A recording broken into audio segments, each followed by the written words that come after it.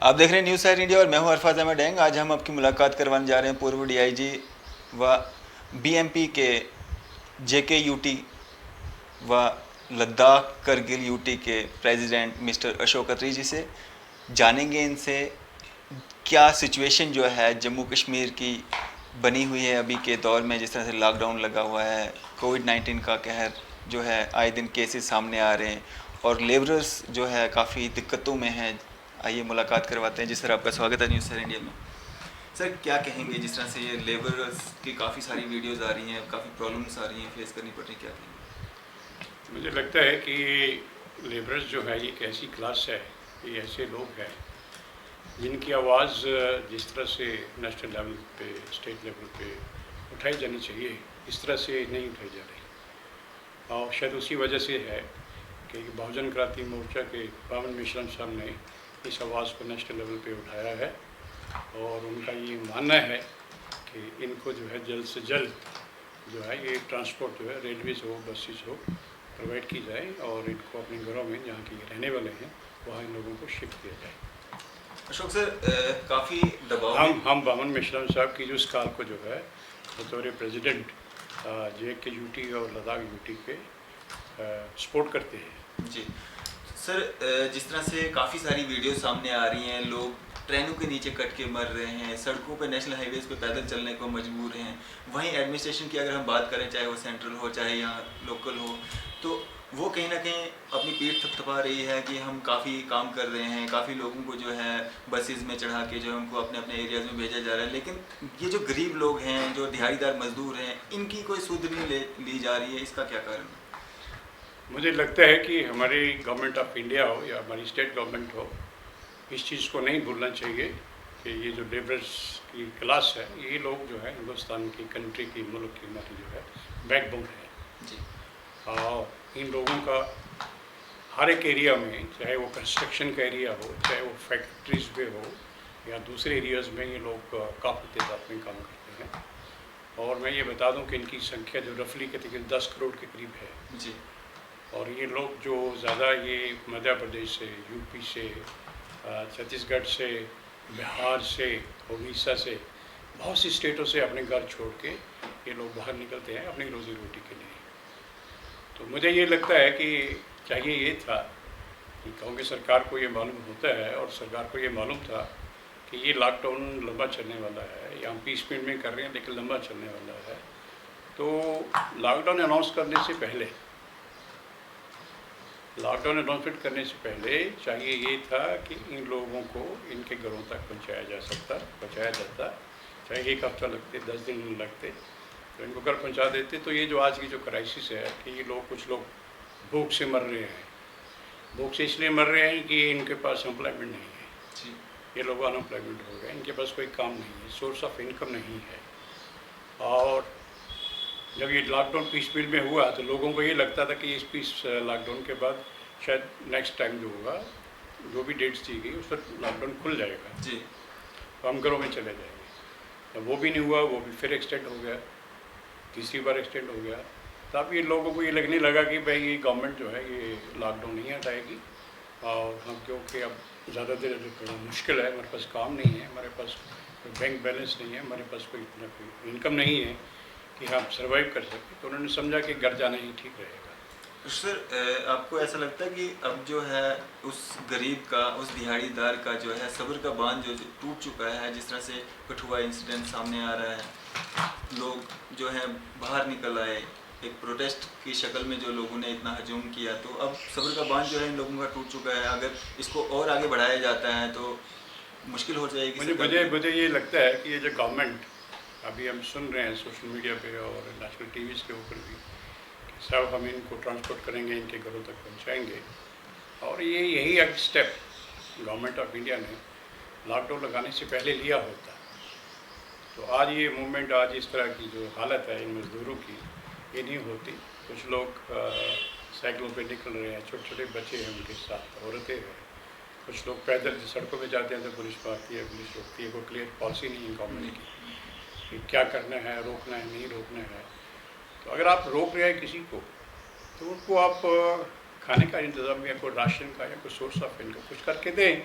जो मुझे लगता है कि किसी भी गवर्नमेंट के लिए बड़ा मुश्किल है जी इतनी संख्या में 8-10 करोड़ आदमी के लिए। अच्छा यही होता कि अगर गवर्नमेंट उस पर लॉकडाउन लगाने से पहले इनको घर भेज देती, आपने अपनी रसी ट्रेन के ऊपर जो आप स्टेप ले रही है, ये स्टेप 40 दिन पहले लेना चाहिए। इन शॉर्ट में ये कहना चाहता हूँ। जी जी तो फिर ये जो प्रॉब्लम आ रही हैं, कुछ लोग बेचारे पैसे नहीं होने की वजह से, भूख की वजह से, मैंने देखा कि एक फैमिली ने खुदकुशी कर ली है। जी हाँ, मैंने ये देखा कि जो लोग पैदल निकल पड़े, जिनमें सड़कों में रोक रहा था, रेलवे लाइन पे निकल गए और 36 घंटे चलने के बाद औरंगाबाद के पास कहीं थकाव से नींद आ गई, उनको इतना ही पता नहीं लगा कि ट्रेन आ रही है कि मालगाड़ी आ रही है और लोगों की कैजुअल्टी हो गई।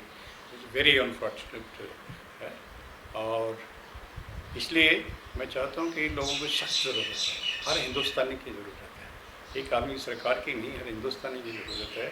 जब तक कि लोग अपने घर नहीं पहुँचते, हर एक आदमी जो है जितना भी योगदान कर सकता है, जिस तरीके से भी कर सकता है, चाहे वो कैश है, कॉइन है, राशन है, इन लोगों की मदद करनी चाहिए। वो डिज़र्व करते हैं और हमारे मुल्क की बैकबोन है। बिल्कुल। और एक इंसानियत भी यही कहती है कि गरीब आदमी, ज़रूरतमंद आदमी की मदद करनी चाहिए। मेरा ऐसा मानना है। अच्छा सर, अगर हम इंटर डिस्ट्रिक्ट की बात करें, जम्मू कश्मीर में जो लोग कहीं कहीं फंसे हुए हैं, तो इलीगल तरीके से जो चलने वाले लोग हैं, जो एसेंशियल सर्विसेज जो गाड़ियां दे रही हैं, उनमें कहीं ना कहीं आ जा रहे हैं इलीगल तरीके से, तो जो पासेस अप्लाई कर रहे हैं उनको काफ़ी दिक्कतें आ रही हैं।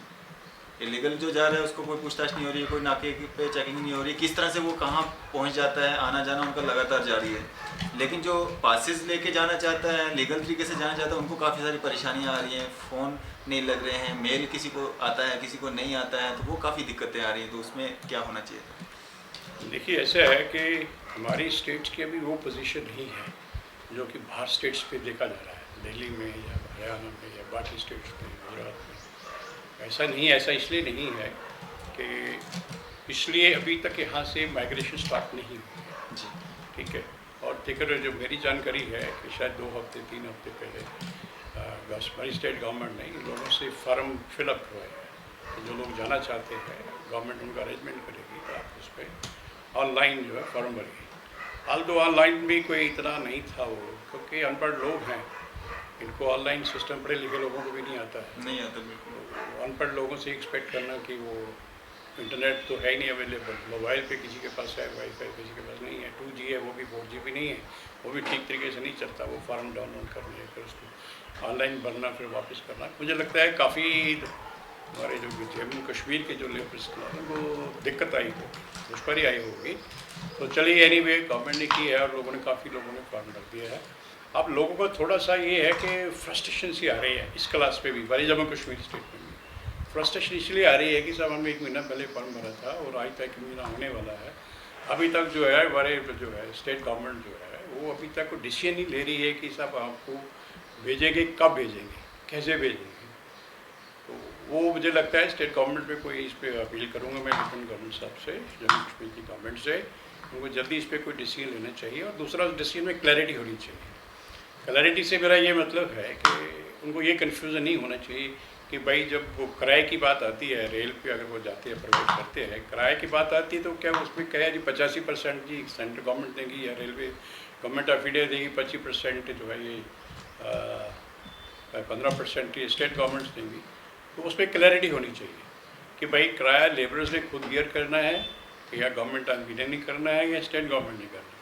क्योंकि ऐसा देखा गया है कि जो पहली ट्रेन जब चली उसमें रजिस्ट्रेशन लोगों की थी, लेकिन वो इसलिए ट्रेन पे नहीं बैठाया गया उन लोगों को कि उनके पास पैसे नहीं थे। वो इसी इम्प्रेशन में थे कि गवर्नमेंट ऑफ इंडिया या स्टेट गवर्नमेंट पैसा दे रही है, किराया दे रही है। जब वहाँ पहुँचे तो उनको बैठाया नहीं गया और यहाँ तक रिपोर्ट्स है कि उसमें से कोई 90 सीट्स जो है उस ट्रेन में खाली चली गई। और लेबर बेचारे सड़क पे रोते रहे, वो बिगलते रहे। उन्होंने एक उम्मीद बंदी थी कि हम ट्रेन में, हमारी वो टर्न है, हमें ट्रेन मिल जाएगी, हम घर चले जाएंगे। तो मुझे लगता है जब स्टेट गवर्नमेंट को इस तरह का डिसीजन लेती है और जल्दी ले, मैं तब तो यही कहेंगे, अपील करेंगे ह्यूमैनिटेरियन ग्राउंड्स पे।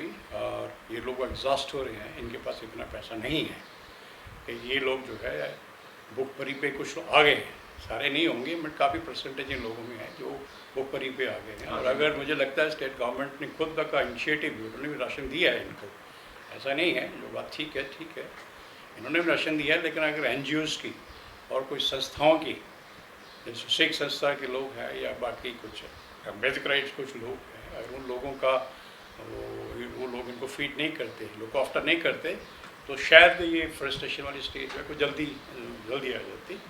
तो अब इससे पहले की हालत ख़राब हो गई, लोग फ्रस्ट्रेट हो जाए, सड़कों पे निकले या उससे कोरोना और ज़्यादा फैले, तो मुझे लगता है मैं अपील करूँगा गवर्नमेंट से कि जल्दी इस इश्यूज़ के ऊपर डिसीजन लेके इनका ट्रेन्स का अरेंजमेंट करें और ये भी क्लियर कर देंगे किराया गवर्नमेंट देना है, इनको देना है, ताकि यार इनको देना है तो घर से पैसे लेके जाए, ताकि ट्रेन में लोग उनको बैठने दें, तो उस वक्त उनको ट्रेन से ना उतारे। अशोक सर, मैं आपसे एक चीज़ और जानना चाहूँगा। जिस तरह से ये जो लॉकडाउन चलना है, अभी 17 तारीख तक चलना है, और जो पीछे भी लॉकडाउन को आगे बढ़ाया गया, बीच में कोई जो टाइम नहीं दिया गया कि लोग अपने अपने घरों की ओर जाएं, या कुछ इस तरह का कोरोना वायरस की वजह से ये कदम उठाए गए, तो 17 तारीख को जो ये लॉकडाउन ख़त्म होना है, जिस तरह से अभी केसेस जो हैं जम्मू में भी निकल रहे हैं, कश्मीर में बहुत ज़्यादा निकल रहे हैं, तो अगर इसको आगे बढ़ाया जाता है तो आपकी पार्टी का क्या स्टैंड रहेगा इस पर? किस तरह के कदम जो है एडमिनिस्ट्रेशन को उठाने चाहिए? इस पे यही होता है, जहाँ तक मैं सिर्फ मेरा ही नहीं, मैं तो कहूँगा कि हर एक जो अपोजिशन में जो पॉलिटिकल पार्टी है, सबको जो है वो प्रोटेस्ट करना चाहिए। गवर्नमेंट से अब अपील कर रहे हैं, रिक्वेस्ट कर रहे हैं, उनकी लोगों की जो जेन्युइन प्रॉब्लम्स हैं हम गवर्नमेंट के नोट्स में ला रहे हैं, उनको बता रहे हैं कि साहब इसका कॉग्निजेंस लीजिए, टाइमली कॉग्निजेंस लीजिए, ताकि ये जो इशू एक बहुत बड़ा इशू है उसको लाइटली ना लिया जाए जी, इसको लाइटली ना लिया जाए। एक बात भूखा रहना कहना और भूखा रहने में बड़ा ज़मीन आसमान का फ़र्क है। मुझे लगता है किसी न किसी फॉरम में गवर्नमेंट को रिजल्टमेंट दिखानी पड़ेगी अगर वो हालात आते हैं तो। जी, और मुझे लगता है कि गवर्नमेंट शायद ऑलरेडी इस पर काम कर रही है। वी होप, हम उम्मीद करते हैं कि गवर्नमेंट टाइमली इसका कॉग्निजेंस लेके इस इशूज़ का, और जल्दी से जल्दी ये जो माइग्रेंट लेबर्स है इनको ट्रांसपोर्ट रेलवे के प्रोवाइड करेंगे। शुक्रिया सर हमारे साथ बात करने के लिए। तो ये थे हमारे साथ अशोक अत्री जी, जो कि फॉर्मर डीआईजी और अभी बीएमपी पार्टी के जो प्रेसिडेंट हैं जम्मू कश्मीर यूटी के और लद्दाख करगिल यूटी के, और जिन्होंने अपने व्यूज़ हमारे साथ साझा किए, जो लेबरर्स यहाँ पे जम्मू कश्मीर में फंसे हुए हैं और जो इंटर डिस्ट्रिक्ट जो लोग फंसे हुए हैं उन पे हमने चर्चा की इनके साथ, और इन्होंने अपने व्यूज़ हमारे साथ साझा किए। मैं अरफाज़ अहमद डैंग, न्यूज़ शहर इंडिया के लिए अदरीस मोहम्मद के साथ।